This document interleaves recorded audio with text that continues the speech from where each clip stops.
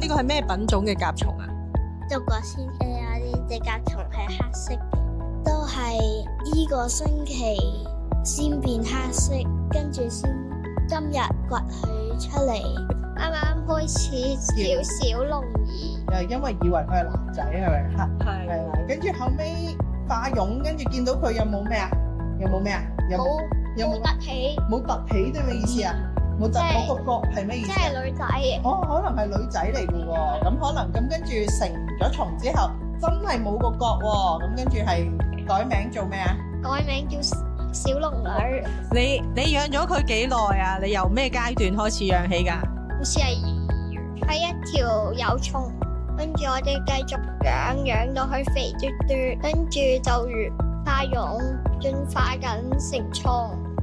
哦，我見到佢食嘢食得好開心喎！而家食緊呢個係咩嚟㗎？甲蟲食嘅啫喱。佢之前有冇食過其他嘢？可唔可以講下？食過即係格仔嘅香蕉。佢成日都食緊嘢。食緊咩啊？食緊啲啫喱。甲蟲嘅食物。甲蟲果凍。咁養嘅過程裏面，你有冇發現到佢哋有冇啲乜嘢特別嘅事情咁咧？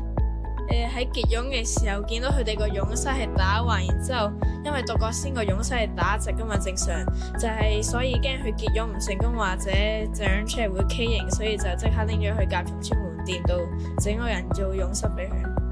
如果下年仲會舉辦生物科技大使，我會強烈去推介大家參加，因為生物科技大使可以令你認識多啲唔同生物嘅習性同埋生活習慣，等你可以親身飼養一隻甲蟲或者嗰啲昆蟲。我推介你哋上生物科技大使，因為可以自己試下養唔同嘅動物，因為咧。如果上生物科技大使堂嘅話咧，佢會咧可以見到由幼蟲變成蟲，如果變咗成蟲嘅話，會好開心。